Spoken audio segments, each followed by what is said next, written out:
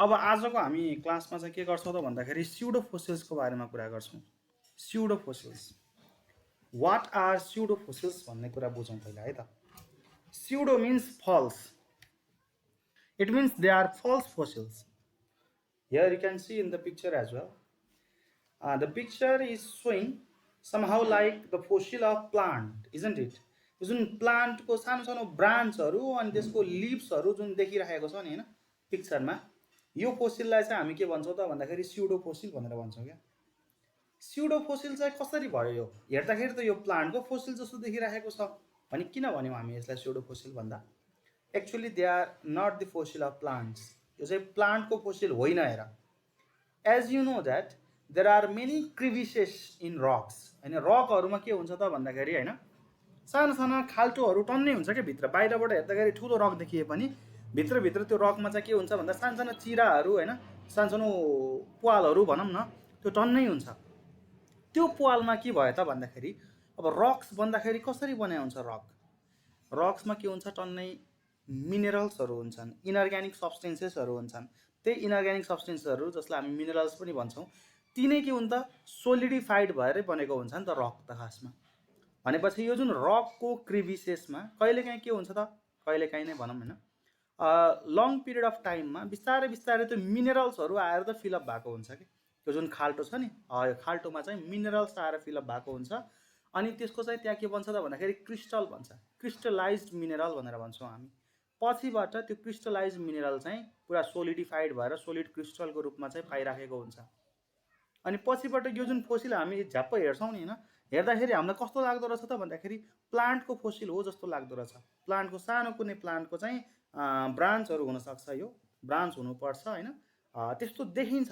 It appears like plant fossils but actually they are not the fossil, that's why they are called pseudo fossil.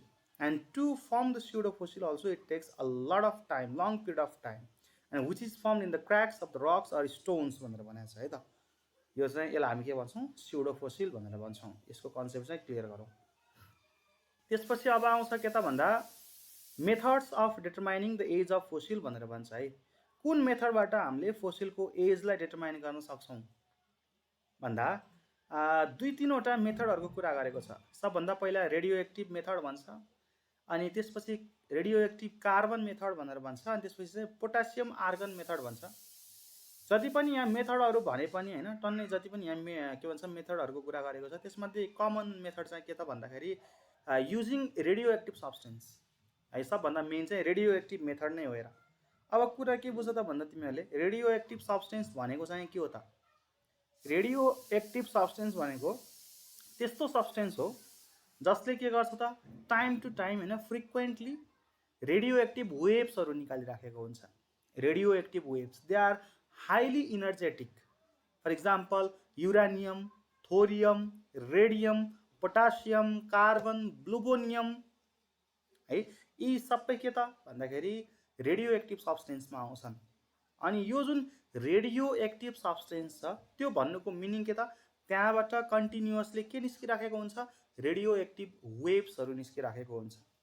र त्यो जुन radio active wave छ नि त्यसलाई हामीले utilise गर्न सक्यौँ भने a small ball of plutonium can provide or can generate the electricity which can be used by a whole village for a month.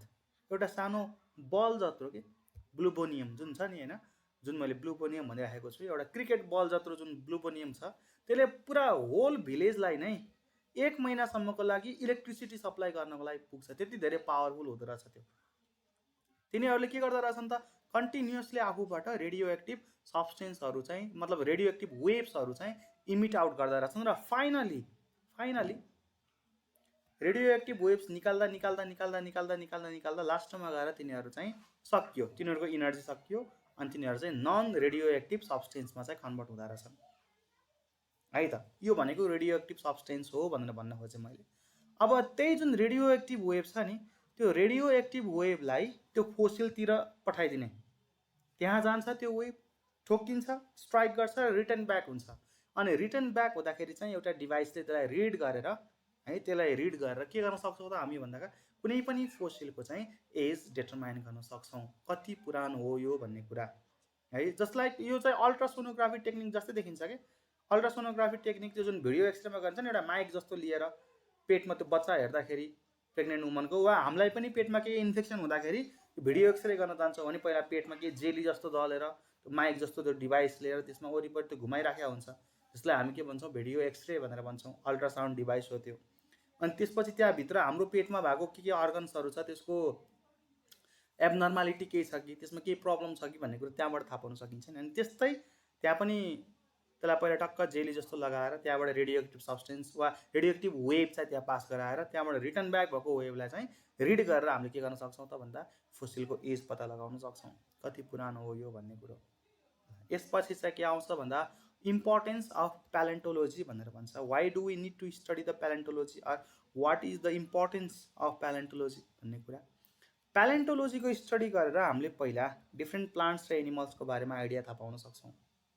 प्यालेन्टोलोजी भनेको के त भन्दाखेरि फोसिलको बारेमा गर्ने स्टडी हो नि त। फोसिल प्लान्टको पनि हुन्छ, एनिमलको पनि फोसिल हुन्छ।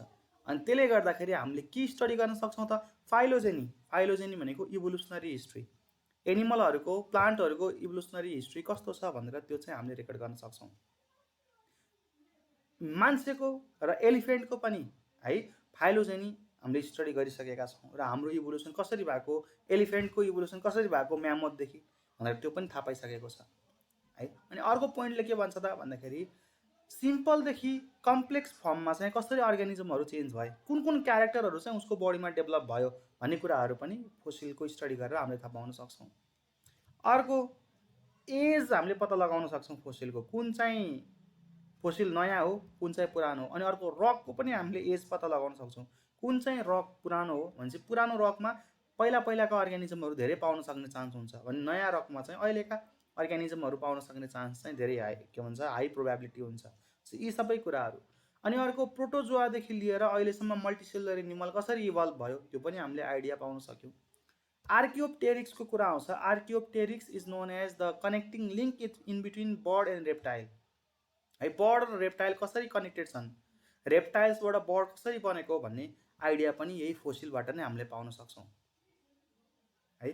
पहिला पास्टमा चाहिँ कस्तो लाइफ थियो, अहिले चाहिँ प्रेजेन्टमा कस्तो लाइफ छ भने यो लाइफलाई पनि हामी के गर्न सक्छौँ त भन्दाखेरि कम्पेयर गर्न सक्छौँ है। अनि इभोल्युसनरी पेडिग्री भन्छ, इभोल्युसनरी त्यही प्याटर्न नै हो, कसरी इभोल्युसन भएको छ हर्सको, एलिफेन्टको, मान्छेको, त्यसलाई हामी स्टडी गरेर छोटा छोटा तिनीहरूलाई कम्पेयर पनि गर्न सक्छौँ। यो नै के हो त भन्दाखेरि इम्पोर्टेन्स अफ प्यालेन्टोलोजी हो, सजिलो छ।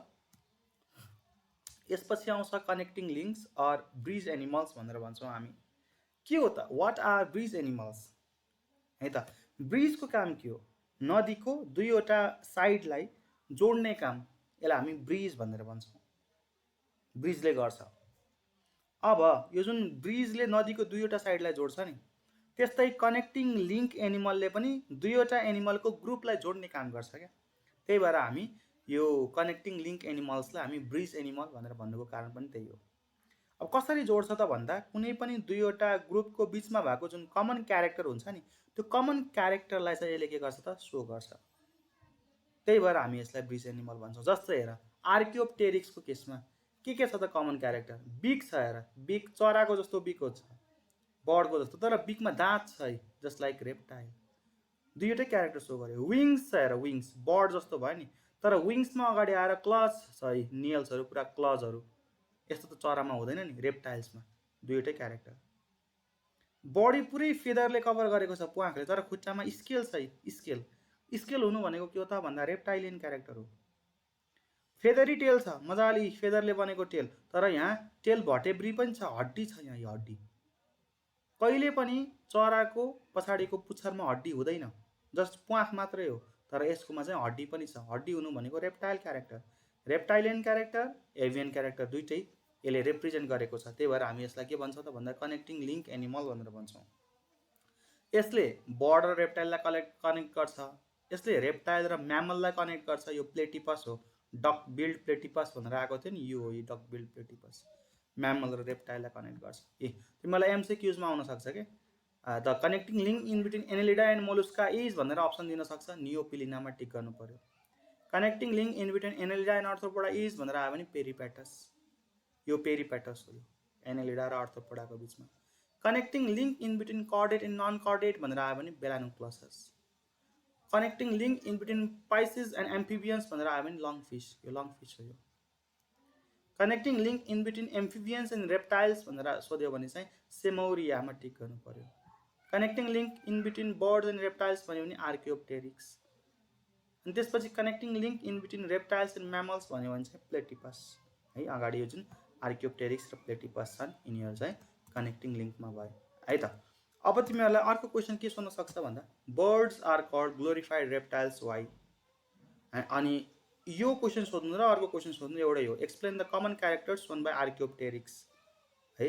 बर्ड्स आर ग्लोरिफाइड रेप्टाइल्स भनेको इभल्भ, ग्लोरिफाइड मिन्स इभल्भ, रेप्टाइलबाट नै बर्ड्सहरू इभल्भ भएका हुन्। एक्सप्लेन गर भन्यो भने यही आर्कियोप्टेरिक्सकै क्यारेक्टरलाई एक्सप्लेन गरिदिने हो तिमीहरूले। अब यसलाई एक्सप्लेन गर्नको लागि के छ त भन्दा आर्कियोप्टेरिक्सले के देखाएको छ, मोस्ट फेभरेबल एभिडेन्स देखाएको छ, प्यालेन्टोलोजिकल एभिडेन्स होइन, जसलाई हामी आर्कियोप्टेरिक्स भनेर भन्छौँ। अहिलेको क्रो जत्रो साइजको थियो क्या, अहिलेको काग जत्रो धेरै ठुलो पनि थिएन। अनि यसले के प्रोभाइड गर्छ, रेप्टाइल र बर्डलाई लिङ्क गर्ने काम, केही कमन क्यारेक्टरलाई सजेस्ट गर्छ भनेपछि रेप्टाइलबाट बर्ड आएको हो है भन्ने कुरा जानकारी चाहिँ यसले दिन्छ। जस्तो हेर त, it had a beak like bird, चराको जस्तो बिग थियो, but beak contained teeth like reptiles, reptile जस्तो दाँत थियो। Its 4 limbs were modified into wings, चराको जस्तो पहेँटा त थियो, but claws on its wing like reptiles, claws पनि थियो, अघि मैले देखाएँ नि। It had feathers like birds, body चाहिँ फेदरले कभर गरेको थियो, but also had scales like reptiles, खुट्टामा चाहिँ स्केल पनि थियो, कत्ला भन्छन् नेपालीमा होइन, रेप्टाइल जस्तो। अनि it had feathery tail like birds, फेदरले बनेको टेल थियो, but had vertebrae like reptiles भनेको त्यसमा पुच्छरको हड्डी पनि थियो रेप्टाइल जस्तै, चराको केसमा चाहिँ हड्डी हुँदैन। त्यही भएर हामीले के प्रुभ गर्न सक्छौँ, therefore it is prove that the birds were evolve from reptiles and therefore the birds are called glorified reptiles भनेर लेख्नु पर्यो तिमीहरूले। यो क्यारेक्टरहरू याद गर्ने है, यो चाहिँ इम्पोर्टेन्ट छ तिमीहरूलाई एक्जाममा, 5 मार्क्समा आउन सक्छ, यो जोडेर अर्को एउटा क्वेसनसँग जोडेर आउन सक्छ। अब यसपछि तिमीहरूले के पढ्नुपर्छ त भन्दा यसमा फाइलोजेनी अफ हर्स भन्छ। फाइलोजेनी अफ हर्स भनेको हर्सको इभोल्युसन कसरी भयो, इभोल्युसनरी हिस्ट्री अफ हर्स भन्न खोजेको है त। यो हर्सको इभोल्युसन कहिलेदेखि सुरु भयो भन्दा it dates back to 60 million years ago. 60 million इयर्सदेखि हर्सको इभोल्युसन हुन सुरु भएको। सबभन्दा पहिलो हर्सलाई हामी भन्छौँ इयो हिप्पस, एकदमै सानो थियो, अहिलेको म्युल जत्रो, अनि जसमा 4वटा औँलाहरू थियो अरे खुट्टामा। हर्सको खुट्टामा औँला हुन्छ, हुँदैन नि, अहिलेको हर्सको खुट्टामा औँला हुँदैन, त्यतिखेर 4वटा औँला थियो अरे। बिस्तारै बिस्तारै टाइम पास भयो र अहिले चाहिँ इयो हिप्पसदेखि नै मोडर्न हर्स आयो, जसलाई हामी इक्वस भनेर भन्छौँ। अनि इक्वसको केसमा इक्वस ह्याभ 1 टो भनेको त्यही हुफ नै हो कि, खुर दौडिनको लागि 1 toe, and the size is large and high. अहिलेको पहिलाभन्दा चाहिँ साइज पनि के भएको छ, एकदमै ठुलो भएको छ। अब केही मोडिफिकेसनहरू के त भन्दा त्यो मोडिफिकेसनको बारेमा हामी पछि कुरा गरौँला।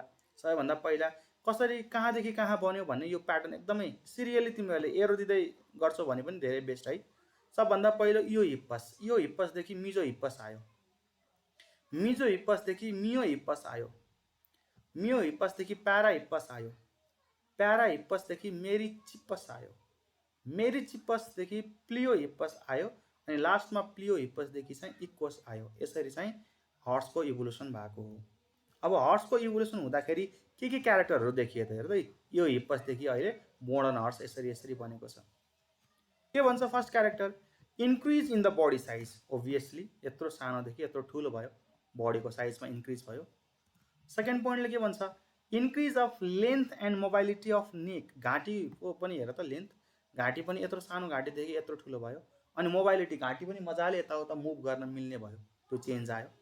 अर्को reduction in number of toes from 4 to 1, 4वटा औँला थियो अरे पहिला है, हेर यो हिप्पसको केसमा 4वटा औँला, 4वटा औँला पछिबाट बिस्तारै 3टा हुँदै 2टा हुँदै अहिले चाहिँ एउटा, यसरी चाहिँ कन्भर्ट भयो है टो।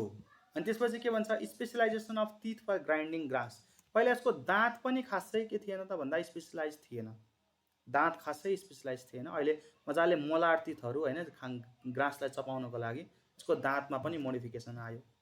अर्को fusion of metatarsals and metacarpals, यो हो कि यो हड्डीलाई चाहिँ हामी मेटाकार्पल अर मेटाटार्सल भन्छौँ। यो हड्डी टन्नै छ नि हड्डीहरू यहाँ हेर त, बिस्तारै बिस्तारै पछिबाट यो फ्युज भएर पछिबाट चाहिँ हुफ भन्दा अलिकति माथि हल्का रेज भएको छ क्या खुट्टा।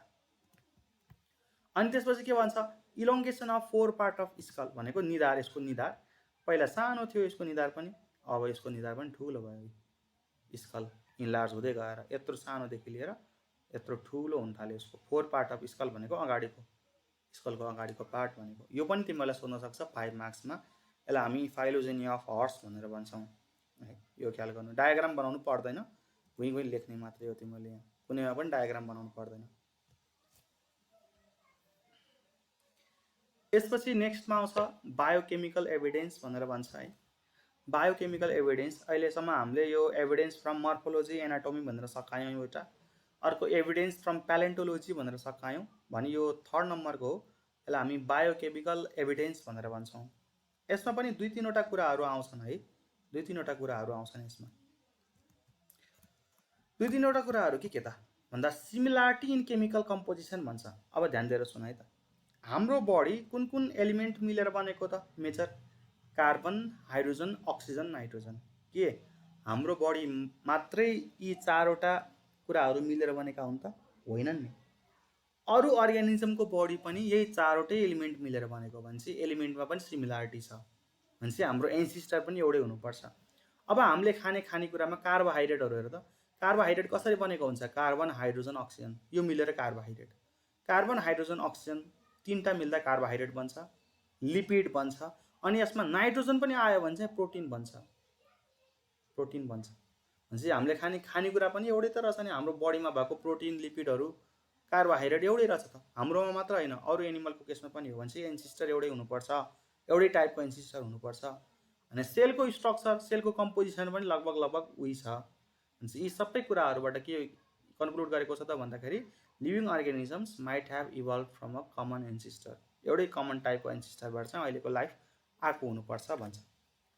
अब प्रिसिपिटेसन टेस्ट, यसलाई हामी सेरोलोजिकल टेस्ट भनेर भन्छौँ। यो सेरोलोजिकल टेस्ट गर्दाखेरि चाहिँ पिपिटी चेक गर्ने हो कि प्रिसिपिटेसन चेक गर्ने हो। अब के गर्छ यसमा सबैभन्दा पहिला धेरै एनिमलहरूबाट के गरिन्छ त भन्दाखेरि ब्लड स्याम्पल कलेक्ट गरिन्छ है। 6-7वटा एनिमलबाट ब्लड स्याम्पल कलेक्ट गर्ने। अनि त्यो जुन ब्लड स्याम्पल कलेक्ट गर्दाखेरि चाहिँ अनि त्यसपछि लास्टमा गएर एउटाको ब्लड अर्कोको ब्लडसँग चाहिँ मिक्स गरिदिने है। एउटा एनिमलको ब्लड अर्को एनिमलको ब्लडसँग मिक्स गरिदिने। यदि त्यसरी मिक्स गर्दाखेरि केही न केही प्रिसिपिटेसन हुन्छ, जम्छ त्यो ब्लड। तर कति जम्छ? धेरै जम्छ कि थोरै जम्छ? थोरै जम्यो भने त्यो नजिकको स्पेसिस हो, त्यही भन्छ है। धेरै जम्यो भने टाढाको स्पेसिस हो भन्ने कुरा हामीले थाहा पाउन सक्छौँ। जस्तै ह्युमनको र मङ्कीको ब्लडलाई मिक्स गर्दाखेरि के हुन्छ त भन्दाखेरि ह्युमन र मङ्कीलाई मिक्स गर्दाखेरि कम प्रिसिपिटेसन आउँछ, जसको मतलब ह्युमन र मङ्की चाहिँ क्लोजली रिलेटेड हुन् भन्ने कुरा हामीले थाहा पाउँछौँ।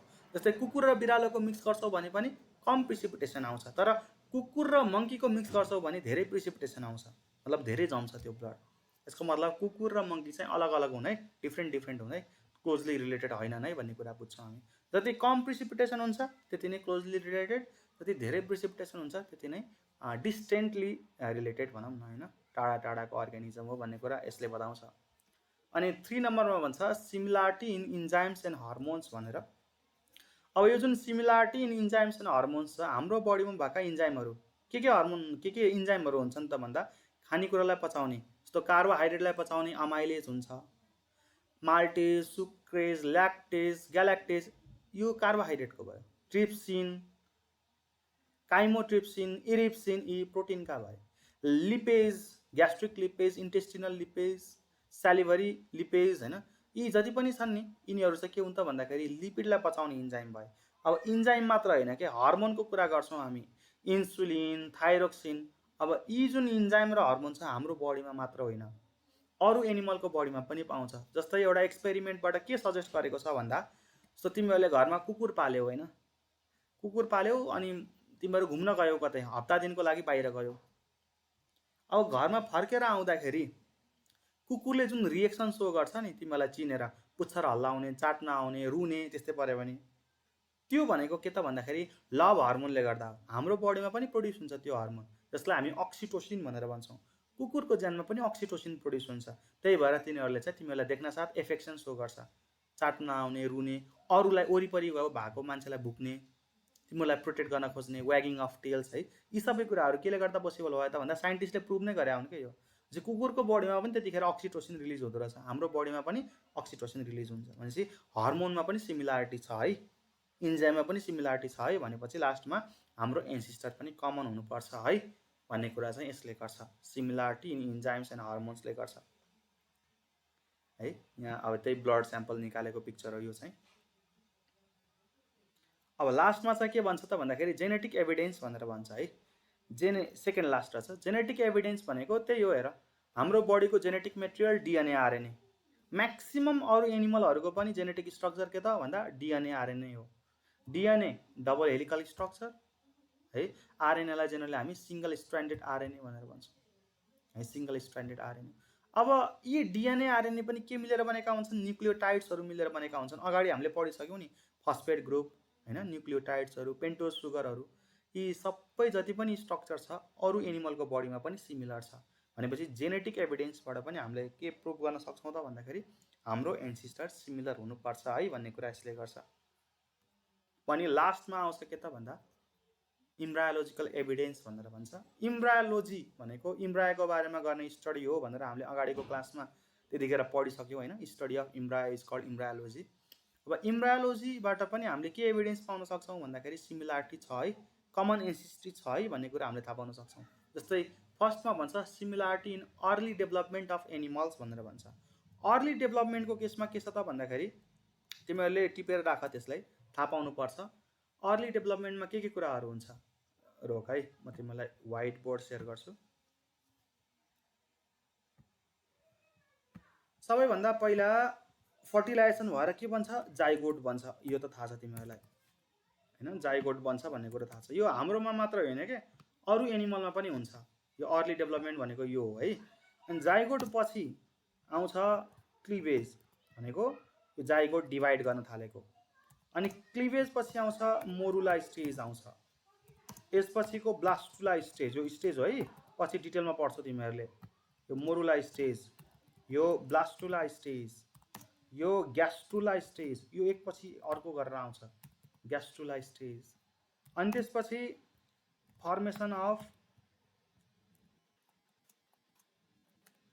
3 जर्म लेयर्स है, 3 जर्म लेयर्समा के आउँछ, इक्टोडम, मिजोडम, इन्डोडम भनेर आउँछ कि, बाहिरको इक्टोडम, बिचको मिजोडम अनि भित्रको इन्डोडम भन्छ। यो जर्म लेयर्सहरू, यिनीहरूको फर्मेसन हुने है, यिनीहरूको फर्मेसन हुने यो प्रोसेस हाम्रोमा मात्र होइन, लगभग सबै एनिमलहरूमा कमन छ। फ्रगको केसमा पनि यही पढ्छौँ, हाम्रो केसमा पनि त्यही हुन्छ भनेपछि यसबाट के प्रुभ हुन्छ त भन्दाखेरि एन्सिस्ट्री चाहिँ कमन छ है भन्ने कुरा थाहा हुन्छ। यो भनेको अर्ली डेभलपमेन्ट हो, इम्ब्रियो बन्नुभन्दा अगाडिको स्ट्रक्चर। ओके, अनि सेकेन्डमा आउँछ सिमिलारिटी इन भर्टिब्रेट इम्ब्रियो भनेर आउँछ है, सिमिलारिटी इन भर्टिब्रेट इम्ब्रियो। अब यहाँ हेर है, पिक्चर हेर, यो इम्ब्रियो हो, यो इम्ब्रियोको पनि अर्ली स्टेज, यो लेटर स्टेज। अर्ली स्टेजमा हेर त, यो फिसको इम्ब्रियो यो हो, स्यालामेन्डरको यो, टोर्टोइजको यो, चिकको यो, ऱ्याबिटको यो, म्यानको यो। अब हामीले यो तलको स्ट्रक्चर नहेर्ने, तलको इम्ब्रियोनिक स्ट्रक्चर नहेर्ने, माथिको मात्रै हेर त, माथिको मात्रै हेरेर हामीले भन्न सक्छौँ, छुट्याउन सक्छौँ यो कुन चाहिँ एनिमलको इम्ब्रियो भन्ने कुरा सकिँदैन, गाह्रो हुन्छ। किन गाह्रो हुन्छ, किनकि 4वटा है क्यारेक्टरहरू लगभग सबैकोमा हुन्छ। गिल स्लिट्स हाम्रोमा पनि हुन्छ पहिला, पछि हराएर जाने हो है। त्यसपछि नोटोकर्ड, नोटोकर्ड भनेको यहाँ नोटोकर्ड, यो ढाड बनाउँछ पछिबाट गएर, हाम्रो केसमा पनि हुन्छ। नर्भकर्ड पछिबाट ब्रेन बनाउँछ, त्यसले हाम्रो केसमा पनि हुन्छ, सबैकोमा हुन्छ। प्रेजेन्स अफ टेल हाम्रोमा पनि हुन्छ, टेल हेर त, भनेपछि सबैको इम्ब्रियोनिक स्ट्रक्चर लगभग सेम रहेछ, लगभग सेम रहेछ इम्ब्रियोनिक स्ट्रक्चर है त, कुरो बुझौँ यहाँ। त्यही हुनाले जब इम्ब्रियोनिक स्ट्रक्चर नै सेम छ भने एन्सिस्टर पनि सेम हुनुपर्छ है भन्ने कुरा चाहिँ यसले गर्छ। यसलाई हामी सिमिलारिटी इन भर्टिब्रेट इम्ब्रियो भनेर भन्छौँ। अनि यो च्याप्टरको लास्टमा के आउँछ त भन्दा रिक्यापिचुलेसन थ्योरी भन्छ, रिक्यापिचुलेसन थ्योरी। यसलाई हामी अर्को वर्डमा के पनि भन्छौँ त भन्दा बायोजेनेटिक ल भनेर नि भन्छौँ, बायोजेनेटिक ल है त। यो यसलाई हामी रिक्यापिचुलेसन थ्योरी पनि भन्छौँ है त।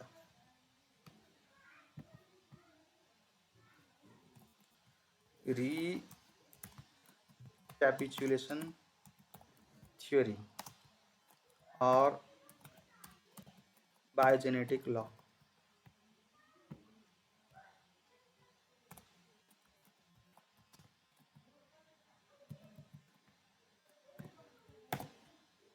यसले के भन्छ त भन्दा this theory states that ontogeny recapitulates its phylogeny। एकदमै इम्पोर्टेन्ट यो ख्याल गर, ontogeny recapitulates its phylogeny। it means developmental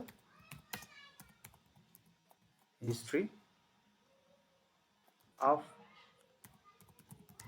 higher organism shows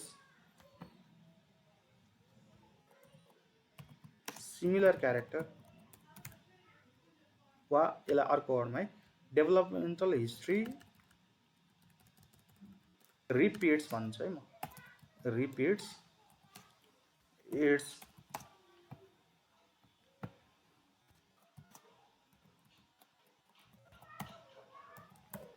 evolutionary history है। Developmental history repeats its evolutionary history भनेको अन्टोजेनी भनेको डेभलपमेन्टल हिस्ट्री हो। मतलब डेभलपमेन्टल हिस्ट्रीमा के आउँछ त भन्दा 3-4वटा स्टेजहरू आउँछन् नि। कुनै पनि एनिमलको केसमा एग आउँछ, लार्भा आउँछ, प्युपा आउँछ, अनि त्यसपछि एडल्ट हुन्छन्। यो इन्सेक्टको केसमा है, इन्सेक्टको केसमा हो यो। भने भर्टिब्रेडहरूको केसमा यो प्युपा भन्ने चाहिँ हुँदैन, एग लार्भा एन्ड एडल्ट भनिदिउँ है त। भर्टिब्रेडको केसमा चाहिँ प्युपा भन्ने आउँदैन, त्यो इन्सेक्टमा मात्रै आउँछ। रिपिट्स इट्स इभोल्युसनरी हिस्ट्री भनेको evolution generally from lower to higher organism यसरी भएको हुन्छ जेनरली है, from lower to higher organism भएको हुन्छ। यसलाई चाहिँ रिपिट गर्छ अरे, सिमिलारिटी देखाउँछ अरे भन्न खोजेको। यसरी पनि तिमीले बुझ्दैनौ अहिले, यो गाह्रो छ यो बुझ्नको लागि। एउटा इक्जाम्पल दिन्छु म है। For example larval stage of frog, यसलाई हामी ट्याडपोल भनेर भन्छौँ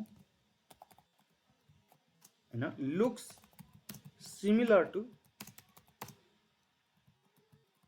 स्मल एडल्ट फिश। एउटा यो इक्जाम्पल। अर्को लार्भल स्टेज अफ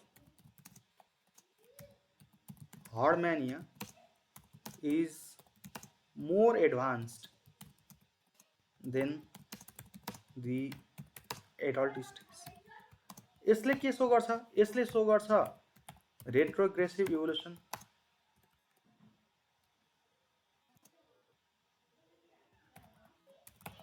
यसले सो गर्छ रेट्रोग्रेसिभ इभोल्युसन। यसले सो गर्छ प्रोग्रेसिभ इभोल्युसन। दुईवटा कुराहरू सो गर्छन्।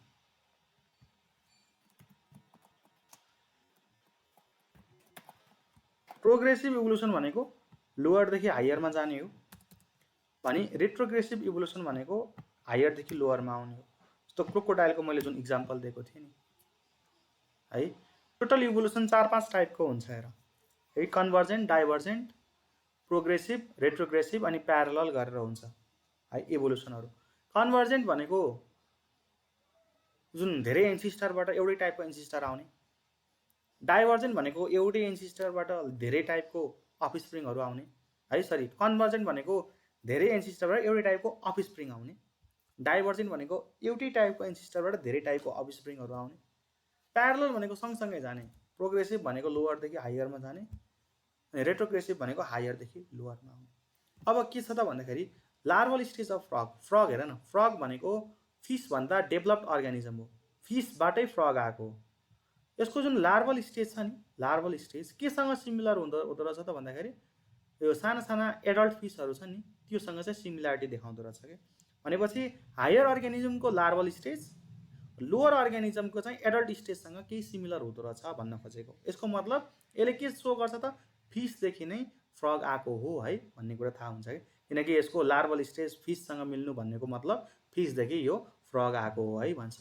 भने यहाँ हर्डम्यानियाको केसमा लार्भा चाहिँ मोर एडभान्स्ड अनि एडल्ट चाहिँ एकदमै रिड्युस्ड भनौँ न एकदमै लोअर टाइपको हुन्छ भनेपछि रेट्रो हायरदेखि लोअर अर्ग्यानिजम आएको पनि हुनसक्छ है भन्ने कन्सेप्ट चाहिँ यसले दिन्छ।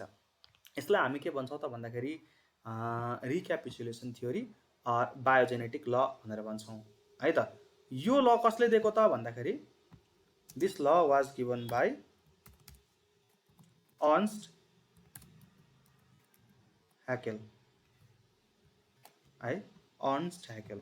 कुनै कुनै बुकले अर्नेस्ट ह्याकेल पनि लेख्छ है कुनै कुनैले अर्नेस्ट ह्याकेल पनि लेखेको हुन्छ तर अर्न्स्ट ह्याकेलले दिएको थ्योरी हो यो। यसलाई हामी के भन्छौँ त भन्दा रिक्यापिचुलेसन थ्योरी अर बायोजेनेटिक ल भनेर भन्छौँ।